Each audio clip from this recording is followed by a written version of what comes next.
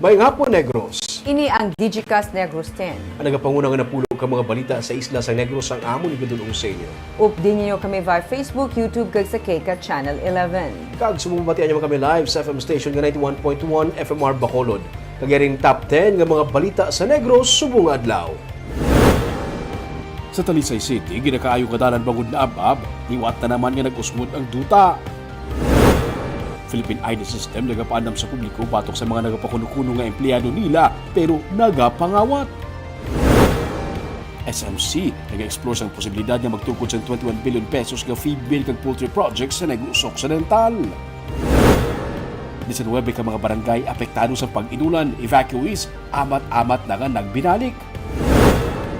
Kag sa Good Vibes, Globe kag Smack, naglunsar sang hapag movement para mapakaon ang mga wala sang kalanon. Inatanan sa Digicast Negros 10. Sa number 10,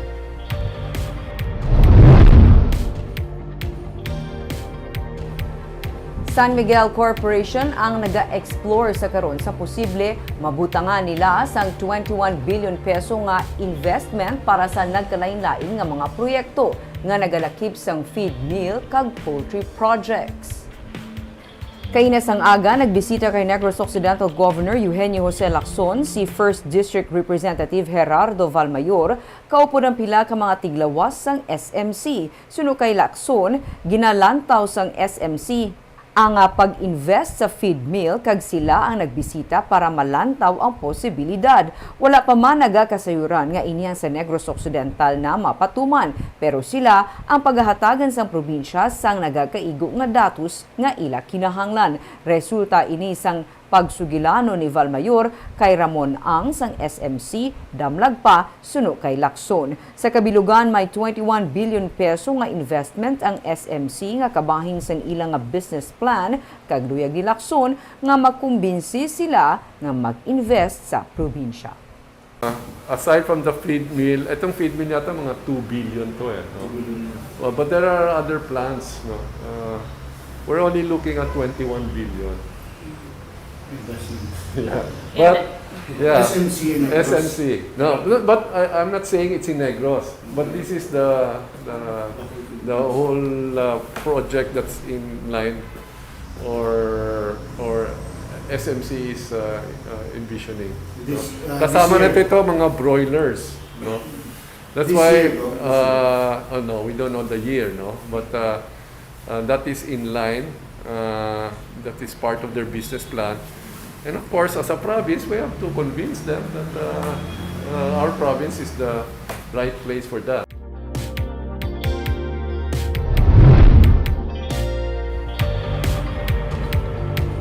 Sa number 9, Music Festival ang ginadusok ay patigayunon sa Bacolod City sa bulan sang Abril. Inagud tumabuligan ang local music industry. Agud matagaan kahigayunan ang mga local music artists ginadusok ni Councilor M. Ang sa konseho sang syudad nga matigayon ang isa ka music festival kung saan sarang mag-perform ang mga artists upod sa pila ka mga kilala nga mga performers sa pusod.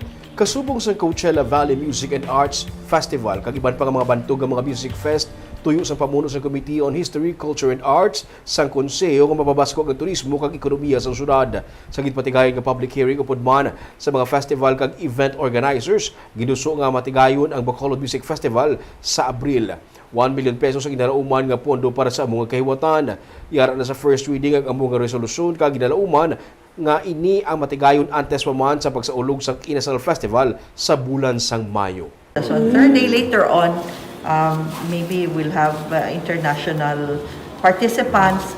As I was mentioning earlier, pwede kita kakuha mga K-pop artists to come here. But ang target was more to be a platform for local artists. For local artists to be able to showcase their talent, and then maybe later on ma-scout sila, and it will be a stepping stone for them to have a bigger career in the music industry.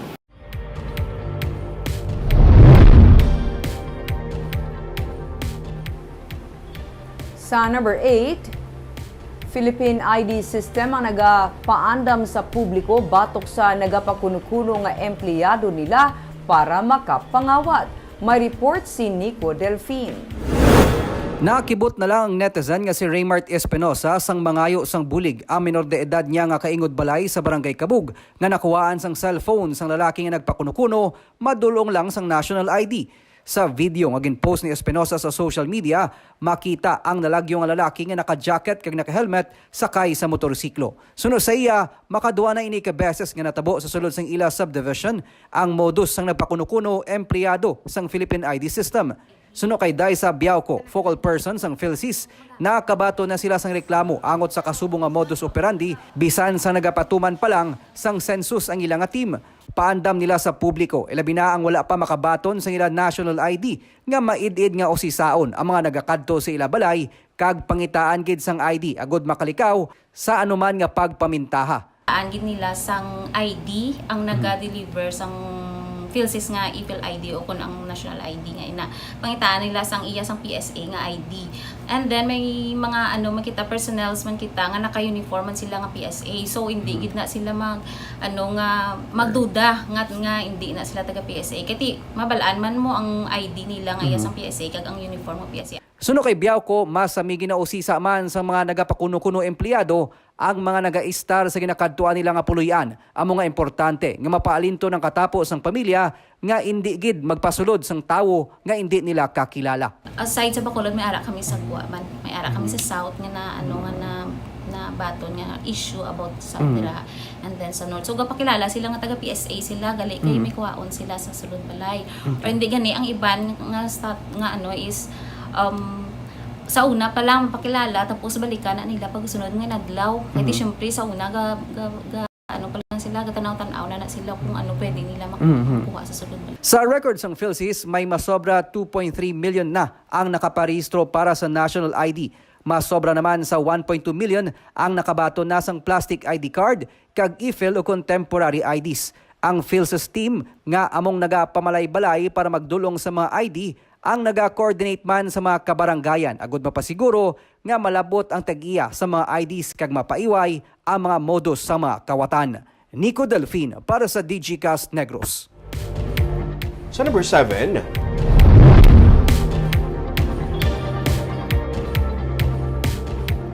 NPA nagpahayag nga wala sa minatabo nga encounter sa Mamaylan City kundi ginpatay sang army ang ilang kaupod. Samtang napatay nga NPA sa Gihungan City ang nakilalaan na. Nagpagawa sa statement kahapon ang People's Army angon sa kamatayon sa isa ka kaupod sa hublag sa encounter sa Barangay Carabalan sa Mamaylan City sa Lunes. Sunod sa kay Mauche Legislador, spokesperson sa Apolinario Gatmaitan Command. Wala sa natabo nga encounter kundi ang army ang napakuno-kuno. NPA kaginkuha sa ilang balay. Ang 49 anyos nga mangunguma nga si Jose Gonzales kag ila ini nga ginpalukpan. Ila naman karon nga ginmando sa mga unit sa NPA ang pagpatigayon sa opensiba sa pagbalos batok sa tropa sang army.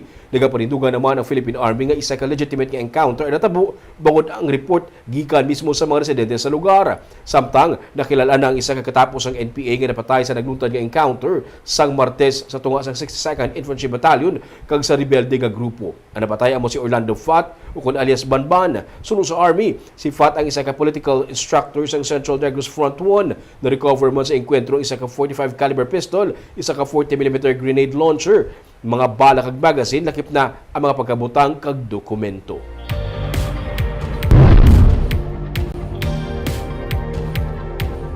Sa number 6, anay pulis sa Iloilo nga may kaso sang robbery dakop sa Bacolod.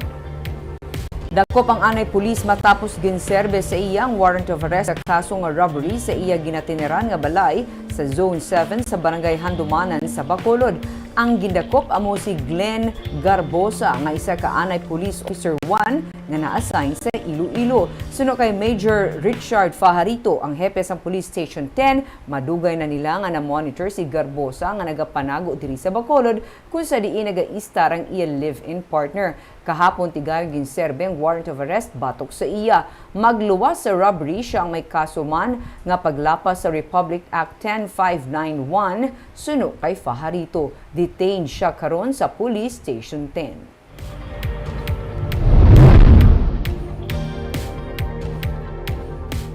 Sa number 5, mga sidewalk vendors nga hindi matagaan sa pwesto sa sulod sa Libertad Market ang ipahamtang sa Mabini Street sa Bacolod City. May masobra sa 200 ka mga stalls ang natalan ang i-award sa syudad sa mga market vendors sa Libertad Public Market sa Enero 31. Pero sa inventory sa Local Market Committee, naglabot sa 349 tanan ang mga manugbaligya nga temporaryo nga napahalin sa sulod sang ginakaayo nga merkado. Nalakip na diri ang mga sidewalk vendors nga napahalin sa kilid sang mga dalan sa palibot sang merkado. Sunod sa kay City Administrator Attorney Pacifico Maghari III, kutob lamang sa mga residente sa syudad ang nga nakarehistro na ang sarang ma-accommodate sa sulod sang merkado. Plano sa syudad nga italan na ang porsyon sa dalan mabini para sa mga registered sidewalk vendors pati na sa mga manugbaligya nga hindi ma-accommodate sa sulod sang Libertad Annex Building. Gidalauman sa syudad nga makadiyon sang ordinansa ang konseho agud mapangitaan sa lugar ang mga vendors nga temporaryo na apektuhan ang palangabuhian. Sorry lang ginang iban kiti mangita sila way nga paano sila maka baligya, pero we cannot accommodate everyone, especially in the residents of Bacolod.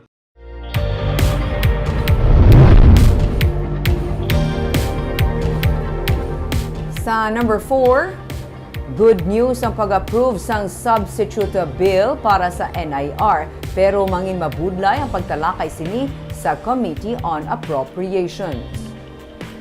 Inisunod kay Negros Occidental Governor Eugenio Jose Lacson nga nagpahayag ang pag-approve sang House Committee on Local Government sang substitute bill para sa NIR ang preliminaries pa lamang ukon kabahin sa nahauna nga mga tikang. Pero sunod kay Lacson sa karon ang pagduso sang NIR ang nagaidog.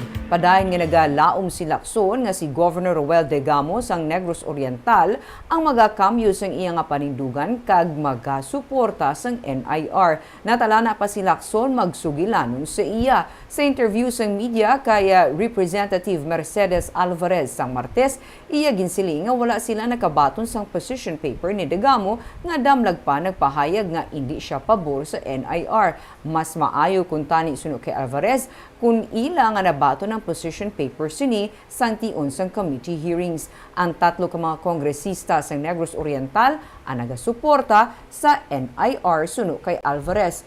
Kag ang katapo man lamang sa Kongreso ang magaboto para sa pagpasa sini. As I said, this will not be easy. No, it's not as if once approved, then together with it will be the appropriation for the new region.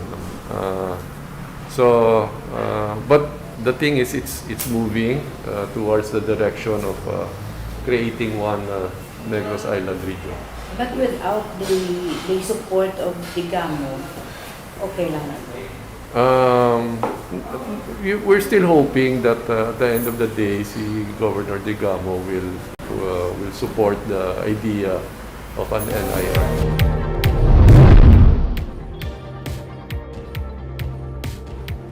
Sa number 3, Tanay City sa Negros Oriental ang ginbaha bangod sa pag-awas ng tubig sa suba. Samtang suspendido naman ang klase sa bugos nga probinsya sa Negros Oriental. Imbis nga estudyante, tubig baha sa karon ang unod sang Tanhay National High School bangod sa mabaskog nga ulan sa lugar. Sa litrato nga kuha sa manunudlo nga si Nenen Miraflor Saicon, makita nga nagsunod na mismo sa mga classroom ang tubig baha. Ang ilang library, ang ginbaha man, gani pila ka mga libro ang nagkalabasa. Magluwas sa eskwelahan, pila ka mga balay man sa Tanay City ang apektado bangod sa pagsaka sa tubig. Sunod sa kay Lieutenant Colonel Richard Gadingan, hepe sang Tanhay PNP, sa ilang monitoring, ang pagsaka sa tubig sa suba amo ang nangin kabangdanan sa pagbaha sa lugar. Naglabot sa critical level o kung red warning kay inasang aga, ang tubig sa suba gani ginabiso man sa mga naga-istar malapit sa suba ang pag-evacuate. Magluwas sa Tanay City, parayon ang mabaskog nga pagbubo sa ulan sa bugos nga probinsya sa Negros Oriental. Gani sa Negros Oriental Governor Ruel Degamo ang nagpagawa sa executive order agud suspendihon ang klase sa tanan nga level subong nga adlaw. Idagud ba siguro ang ikayong lawas sang mga estudyante. Sa number 2,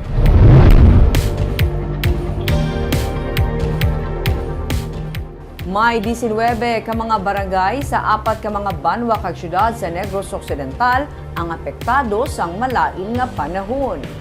Sa report sa Provincial Social Welfare and Development Office, may mga ginbaha kasubong man nag-evacuate sa Sagay City, Bago City, Cauayan, kag Cadiz City. As of 9 a.m., may 369 ka pamilya ang apektado sang baha. 258 naman ka pamilya ang nag-evacuate kagyara sa evacuation center. Kag 111 ka pamilya ang mga na-displace pero wala nagtiner sa mga evacuation center. Sunod kay Negros Occidental Governor Eugenio Jose Lacson, iban sa ila ang tigayo naman nga nakabalik sa ilang mga puluyan kainas ang aga. Dala sa mabunok nga ulan, pila sa mga dalanon ang ginbaha kasubong sa highway sa Dangkalan sa Ilog. Amo man ang pila sa mga dalanon sa Cabancalan City, labi na ang sa market. Pero ini ang nagsubside naman. May rockslide man nga ginreport sa upper portions ang Eco Translink Highway sakop sang Zone 12 sa San Carlos City tugas ang pag-ulan.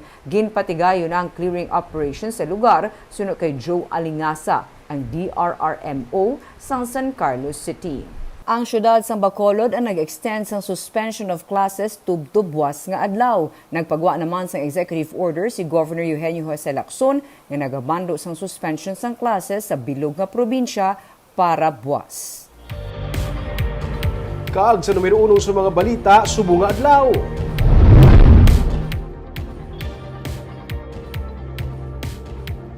Sa Talisay City, ginakayo nga dalan bangod sang nag-abab nga duta, ang liwatan naman sa karon nga nag-usmod bangod sa wala untat nga pag-ulan. Pati water supply sa mga lugar apektado.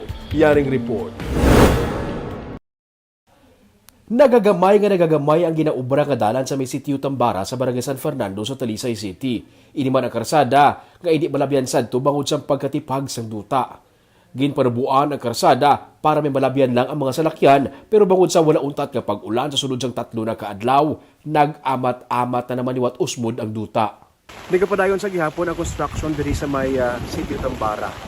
Sa karon ang dalan sa tuan ang ginabab sa duta, ginpanubuan para hindi agud to nga mabutangan sa pika-pika sa idalom kag mauntat ang amat-amat nga pag-abab sang duta dito sa idalom. Sunod sa mga residente, kahapon malapad pa ang ini nga bahin sa alagyan pero subong nagagamay. May makita na nga mga crack sa dalan kag amat-amat nga nagakaab-ab ang duta. Gindivert na lang nila ang tubig para hindi magsigi usbod ang duta. Kapon, hindi pa muli mo. Hindi, hasta pa na daw mo. Basta pa di kapon nyo. Hasta to. Lapad pa siya. Nagamay nga nagagamay. Sabon nagamay naman ano. Pick up lang naman makaigo. Halo, kulbaan ka na niya. Kung magsige pa, magamay pagid ni. Kamay pagid ni. Oo. Ang ginakakulbaan nila kay kung hindi malabyan ang dalan sang salakyan, apektadong ilang nga palangabuhian, kalabanan, nagabulantis ang kawayan, butong kag iban pa nga mga produkto. Kung maguba ang karsada, mano-mano ang pagpapanaog sa mga produkto gikan sa kabukiran. Amon din pangabuhay amo na pamulan ita Gubalante ka mo. Oo. Ibudlay kay ang salakyan namon diri naman asta ko to naman halin namon to sa babaw pagkanto naman di. Ano kinabulante na gani? Mga lubi. Mga produkto kinamadumano lang ako. Mano lang na kung sa karga sa singgol diyo. Si Catherine Loredo, ginakulbaan kay ang likod sa iyang balay, ang ginlihapan sang duta para may maagyan ang backhoe. Kada magkusog ang ulan, hindi siya makatulog, kay basi hinari na lang nga marusdak ang iyang balay. Ay, hindi ka gidi bala katulog kay sang ulan bala nga sige-sige gidya. Puso? Mulda ulan. Wala pa na yung kapapatsagan doon tayo. Oh, wala man, ay man. Ginagawa-gawa mo lang na. Oo, Nakalantaw lang. Wala kay basi bala gulpi lang bala siyempre sige nga ulan, kahumok din ang duta. Kahapon, nawadaan sa tubig ang pila ka mga pamalay. Ini matapos nga marusdak ang alagyan sa tubig sang irigasyon sang niya. Ang mga tubo nga ginaagyan sa tubig nautod, gani nagbinuligay ang mga residente nga makaayo ini para may supply lang sa tubig sa lugar. May backhoe pa nga nagapabilin sa area, may mga materyales. Pero ang ini pala nga pika-pika ang nahuman kag subong naabta na naman sa tig-ululan. Ang ginakakulbaan nila nga kung magsigi-sige bubu ang ulan, base sa Sabado, hindi na naman liwat malabyan sang salakyan ang ilang nga karsada. Sa Good Vibes,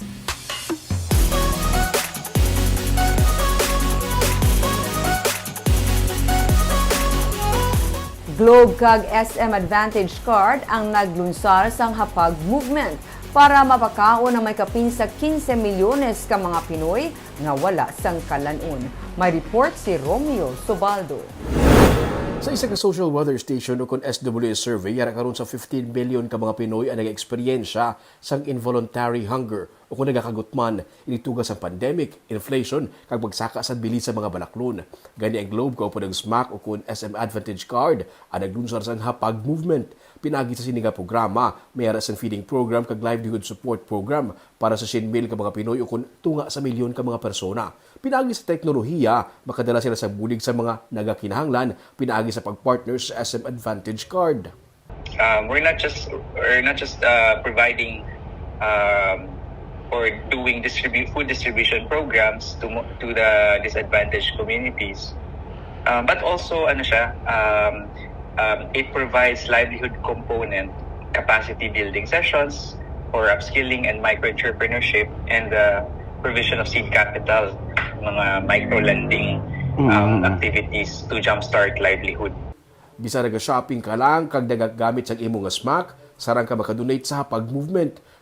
Kung magbakal sa mga baligyaan sa SM kag partner retail stores nila, may makuha ka nga bonus points nga makakadto sa Hapag Movement, pero ang imong points nga ma-earn ang hindi matandog. When you use your SMAC to shop in any of these SM brands and retail affiliates nationwide, you get to earn points. And the points that you earn is as good as cash. You get to earn bonus points or extra points. So the regular points that you earn will not be touched. Instead, these brands will give the members bonus points, and half of the bonus points that you will earn will go to the Hapag Movement. Nagsugod ang ini nga movement sa December 15 to January 15. Gani kung nagaplano pa sa post-Christmas shopping, ini ang makahatag pa sa bulig sa iban. Ang mga benepisyaryo ang ikan sa nagkalain-lain nga mga parte sa Pilipinas. Mabisin nga mga sitwasyon hindi dapat gobyerno lang ang nagahimo sa tikang kundi pati private sector. Mayo man ming no, ini mga partnerships kagang ini nga mga kausab lang nga para sa tinutuyo makabulig sa ating mga isig. Kada isa sa aton may role bisan kita pwede makapakaon. Kagabi itong mga balita sa Negro Subong Adlaw. Kay man sa panahon karon importante nga may ihibalo ka sa nagakatabo sa imo nga palibot. Kung dapat balanse ng eksakto ang mga impormasyon. Padayon kami nga magapangalagad sa Negro Sanon. Ako si Barbara Mijares. Tubtub sa buwas, ako naman si Romeo Subaldo, mayong hapon.